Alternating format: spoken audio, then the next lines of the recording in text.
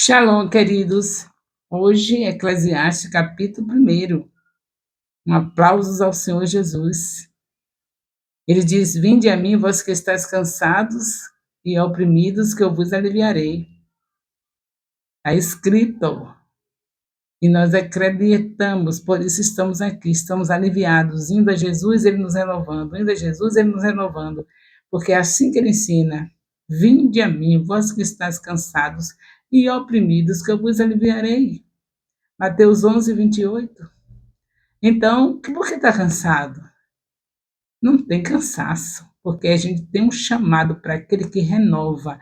Então, um capítulo por semana, questionário para responder, o comentário no vídeo com o nome do discipulador, meu discipulador é fulano de tal. Tudo isso a gente vai para os braços de Jesus e é renovado e faz com alegria, porque assim é a vida do crente. Muita coisa para fazer, porque sabemos que o reino de Deus precisa crescer e a gente tem que fazer.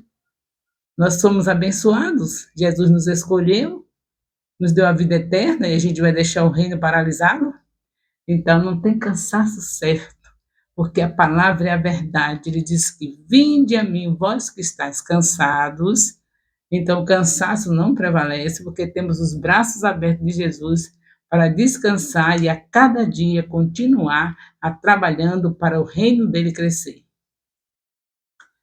E assim nós estamos, nesse primeiro capítulo de Eclesiastes, que apesar do livro ser, da autoria do livro ser incerta, alguns acham que não foi Salomão, mesmo assim a gente vê que, pelo tipo de escrito do livro, pela maneira que foi escrito, tudo indica que foi Salomão. Os escritos correspondem com a sua forma de pensar, com a sua vida, que foi marcada por períodos muito claros. Salomão viveu momentos de extrema sabedoria, da realização de grandes projetos como nunca antes vistos. Também viveu a riqueza de uma forma ímpar e, ao fim da vida, teve experiências da queda quando se afasta do caminho do Senhor. Teve essa triste experiência de uma queda, a tristeza de alguém que se afasta de Deus. Além disso, o livro é aberto dizendo o seguinte: palavra do pregador, filho de Davi, rei de Jerusalém. Pelo estilo do livro, pela maneira como ele escreve, está se vendo que foi Salomão. E para completar, inicia o livro dizendo: palavra do pregador, filho de Davi, rei de Jerusalém. Se bem que se chamava filho de Davi, outras pessoas se chamavam que não eram filhos, mas eram chamados de filho de Davi. Então, por isso aí não pode ter a certeza. A certeza é pela maneira que a gente vê, a maneira de apresentar o livro, aquela sabedoria toda que há no livro, que há nesse livro, mostra que foi ele que escreveu. Este é um livro de muitas perguntas e poucas respostas. A maneira como foi escrita me parece indicar o relato de um rei refletindo sobre o que fez na vida e, diante de tantas perguntas, tentar chegar a algumas respostas. É muito mais, é um livro muito mais um convite, esse livro é muito mais um convite à reflexão do que um guia sobre como lidar com as coisas. Nesse contexto, é bem diferente do livro de Provérbios, onde lemos a lista de recomendações diversas sobre como devemos proceder. Talvez possa ser interpretado como um livro, como um complemento de Provérbios, um livro que vai se conectar mais com as pessoas que passam por dúvidas em suas vidas do que aquelas que carregam certezas claras. É mais para aqueles que têm dúvidas. Algo muito interessante que vemos no livro de Eclesiastes é o entendimento do autor sobre assuntos que só foram comprovados muito tempo depois. Por exemplo, quando escreve: todos os rios vão para o mar, e contudo o mar não se enche, ao lugar para onde os rios vão. Para ali tornam eles a correr. Eclesiastes 1:7. Não havia ainda o avanço da ciência, dos conhecimentos sobre os rios que vão para o mar. A ciência não tinha ainda descoberto essas coisas. E Salomão, com a sua sabedoria, já sabia dessas coisas. Sendo ele o homem mais sábio, certo que um livro como esse, sábio e um homem que foi ungido pelo Senhor também, porque só foi escrito a Bíblia por homens que foram ungidos, escolhidos de Deus para fazer isso. Então tudo indica que foi ele, né? Pela sabedoria, conhecimentos que na época ninguém sabia, ele já sabia. Como Eclesiastes 11:3. Estando nuvens cheias, derrama a chuva sobre a terra, e caindo a árvore para o sul ou para o norte, no lugar em que a árvore cair, ali ficará. Esse conhecimento aqui sobre as nuvens, sobre as águas que as nuvens são as águas que sobem da terra, o vapor, essas coisas foi se conhecer depois. Pois foi no século 17 e Salomão já estava sabendo. É coisa de Deus. É o que Deus fez com ele, fez o homem mais sábio do mundo. Então demonstra um conhecimento sobre o ciclo hidrológico. Esse ciclo hidrológico só foi ser entendido, só foi ficar comprovado em século 17. Então, a gente vê que realmente Salomão é o autor do livro. Quando fala sobre ventos, já imaginou?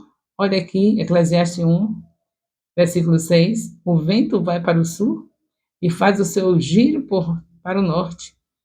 Não havia esses conhecimentos ainda, não havia sido descobertas essas coisas. E Salomão é que tinha essa sabedoria, só ele poderia ter escrito esse livro, né? E Deus deu a sabedoria e permitiu que ele escrevesse.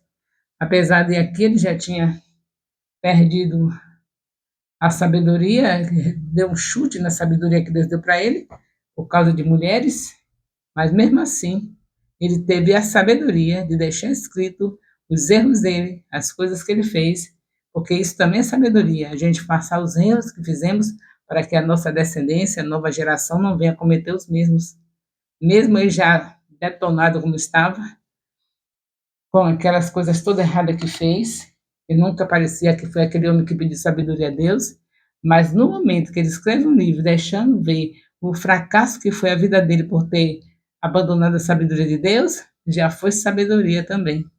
Porque tem aqueles que são bobos, eles fazem as coisas erradas, em vez de, pelo menos, fazer alguma coisa que agrade a Deus, que é se arrepender e falar para as pessoas o que fez de errado para as pessoas não fazerem o mesmo, não, silenciam, esconde o pecado.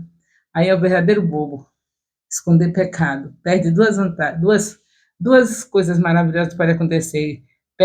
O perdão, perde se esconder, se não confessar, e, além de tudo, não ajuda a geração vindoura a não cometer o mesmo erro. É muita bobagem, é muita tolice a pessoa esconder pecado. Quando a Bíblia diz que aquele que confessa e deixa alcança a misericórdia. O próprio Salomão escreve lá em Provérbios, já passamos por esse estudo. Então, queridos, tudo indica que é Salomão mesmo aqui, fazendo, mais uma vez, com que nós possamos adquirir mais conhecimentos sobre Deus, ou seja, sobre o que é o nosso Deus, que amor incondicional. Mesmo o homem tendo abandonado a sabedoria, chutado a sabedoria por causa de uma vida mundana, uma vida de mulheres estranhas, mesmo assim, ele ainda deu o consentimento para que ele passasse o que ele errou, para que a gente não viesse fazer as mesmas coisas. E quando ele tomou posse dessa inspiração de Deus, de escrever o que ele fez de errado, ver como ele ficou por ter abandonado a sabedoria de Deus, Só isso aí foi uma grande vantagem para todos nós. Todos que creem na palavra sabem muito bem que esse livro não ficou aqui em vão, como nenhum livro da Bíblia. E é para nós sabermos o prejuízo que arrasa a vida do homem quando sai de perto de Deus, quando abandona a sabedoria dele. E nós não estamos livres porque temos o Espírito Santo e acordamos e nem perguntamos o que é que ele tem para fazer. O que é que nós vamos fazer, Espírito Santo? Eu estou aqui disponível, porque ele usa o nosso corpo. Ele veio para usar nossos corpos, para fazer a obra de Deus aqui na terra. O Espírito Santo veio para isso, porque sem ele a gente não ia poder fazer. Para aceitar a Jesus, para poder fazer a obra dele, que é ganhar, consolidar, discipular e enviar, tem que ser justamente no poder do Espírito Santo. A gente acorda como se nada existe, como se ele não existisse, indiferente a qualquer orientação dele, e em vez de ir para aquela pessoa que está indo para o inferno falar de Jesus, a gente vai ver uma maneira de ganhar mais, de ter mais bens materiais. Ai, que eu posso fazer hoje? Meu trabalho é tal hora, de tanto até tanto, eu posso nesse outro horário fazer já outra coisa, porque eu quero comprar aquele carro, porque eu quero ver aquela casa de praia. Nada errado. Só está errado deixar o que tem que fazer para Deus para adquirir isso, porque está tudo ao contrário. Ele diz que a gente faz a obra dele e ele acrescenta as demais coisas. O pão de cada dia tem que trabalhar por ele. Ter uma casa para morar tem que trabalhar. Agora, essas coisas, casa de praia, carro, um monte de coisas, né? Tanta coisa que a gente quer, que é bom, que é gostoso, mas vai ser acrescentado pelo o Senhor, porque ele falou que as demais, as coisas que não são básicas, a sua casa, a sua comida, seu alimento, a saúde, essas coisas são básicas, você tem que estar mantendo a sua vida com essas coisas básicas, saúde, ter o seu dinheiro guardado, ou então a sua assistência médica. Aí você luta por isso, mas se você lutar só por isso, você não tem impedimento de fazer a obra, não. Porque se você está numa empresa para ganhar o pão de cada dia, você tem os intervalos para ganhar vidas, seus colegas de trabalho. Se você estiver em qualquer, digamos, não somente na empresa, mas digamos, você está no supermercado fazendo compras, aquela correria de vida, né, fazer as comprinhas, porque isso é uma obrigação do pai de família, sua esposa, e a esposa ter mantimento na casa. Aí ali também não impede fazer a obra. Você está na feira do supermercado, você está falando de Jesus, em vez de estar falando do preço dos alimentos. E as pessoas ali vão vindo, alguém vai aceitar, você toma o endereço, vai, consolida, discipula e envia. Então, eu não estou falando de vocês não fazer nada na vida, tem que fazer. Deus quer. A própria Bíblia diz: quem não trabalha também não come. Mas um trabalho que impede você estudar a Bíblia, que impede você responder um questionário, isso ainda é de Deus, não, viu? Porque questionário é bíblico. O próprio Jesus perguntou: que diz os homens ser o filho do homem? Fez uma pergunta, porque ele queria uma avaliação de como estava a imagem dele aí na terra. O que estão dizendo de mim? Então não tem nada de pecado fazer um questionário e responder, quando o próprio Jesus gosta de fazer questões para a gente responder. Ele trabalha muito com perguntas. Se você estuda o Evangelho, você vê. Então, não pode ser desse jeito. Vamos ter sabedoria. Vamos acompanhar a sabedoria vamos estar na sabedoria que já está dentro de nós, que é o Espírito Santo.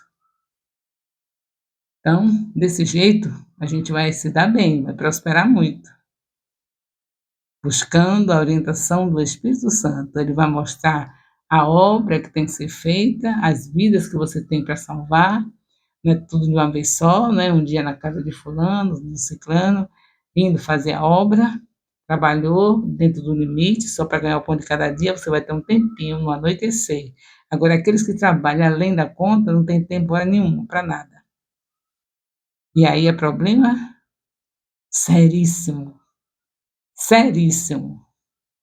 Falta de respeito ao templo do Espírito Santo, ganância, porque quando trabalha de um jeito desse, perdendo a vida, a saúde, porque um trabalho além da conta, até uma sociedade injusta sabe muito bem o tanto que um trabalhador precisa trabalhar durante o dia, que são 8 horas. Mesmo sendo injusto, eles calculam direitinho de uma maneira que não prejudique a saúde, 8 horas.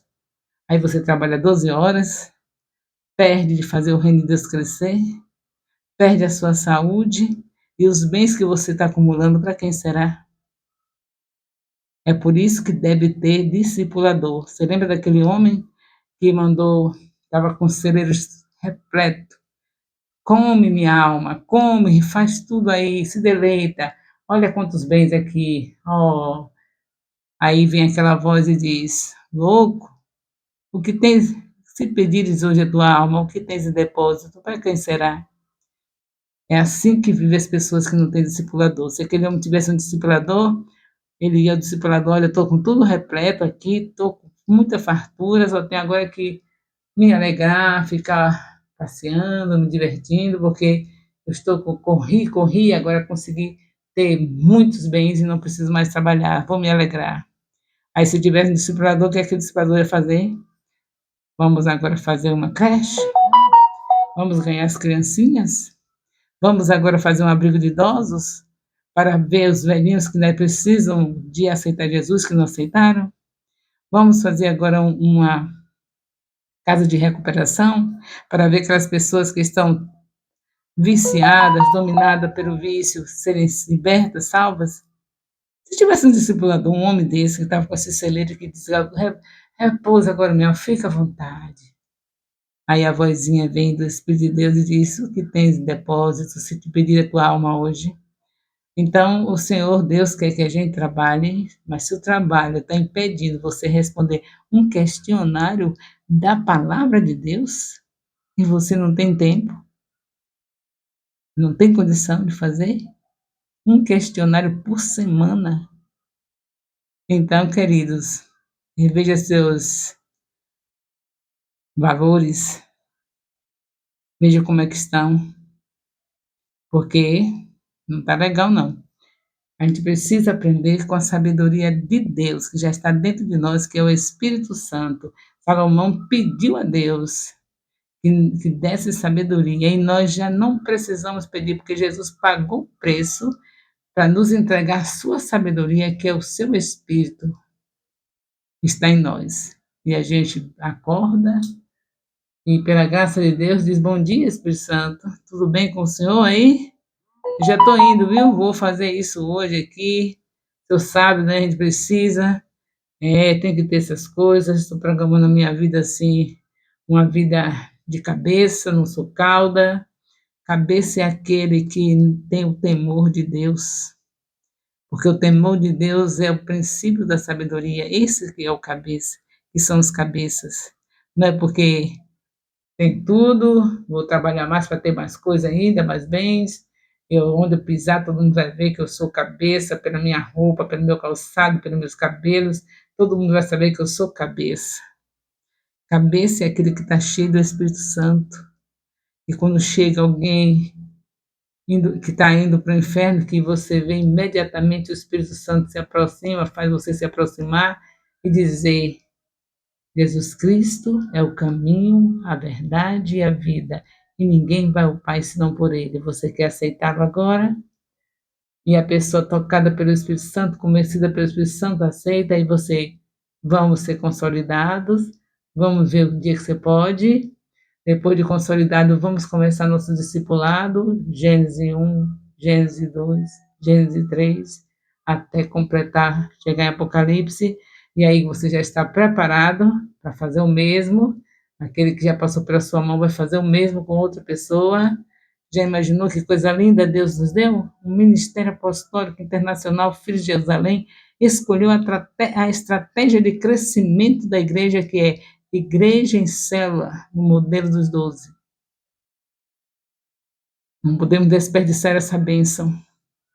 Nossos discipuladores, nossos mentores, Renê e Ana Maria Terra Nova, trouxeram essa visão e nós recebemos, nos aliançamos, porque sabemos que é de Deus. Ter 12 discípulos é de Deus. Ter célula é de Deus. Vocês estão vendo no dia a dia, em cada estudo, eu mostro como foi que começou Israel, a cidade, o país que é onde Jesus nasceu, começou por células, já mostrei. E como foi que Jesus Cristo fez a igreja, fundou a igreja com 12 apóstolos, 12. Ele fez isso na direção do Espírito, depois esse mesmo Espírito veio estar em nós, para a gente poder também fazer 12. É tudo bíblico, não tem nada para você se assustar. 12, se você for olhar o número 12 na Bíblia, você vai ver que Deus escolhe 12, por tudo é 12. É, tudo é 12, é o número da plenitude, da perfeição. Então vamos continuar no propósito, vivermos a cidade, e não somente essa, mas as circunvizinhas também, aos pés do Senhor Jesus. Basta ter células em cada rua, os bairros cheios de células, a cidade cheia de células, está cheio do Espírito Santo, para estar cuidando das células e ter o discipulado semanalmente. E tudo resolvido, é só esperar o Senhor Jesus vir. É tudo que nós precisamos, é não perder de vista a sua vinda, porque Ele deixou escrito que virá. Atos 1, 11. O amor de Deus, nosso Pai, a graça salvadora do nosso Senhor Jesus Cristo, a comunhão do Espírito Santo, seja com todos os discipuladores e discípulos do Ministério Apostólico Internacional, Filho de Jerusalém, desde agora e para sempre. Amém. Louvado seja Deus.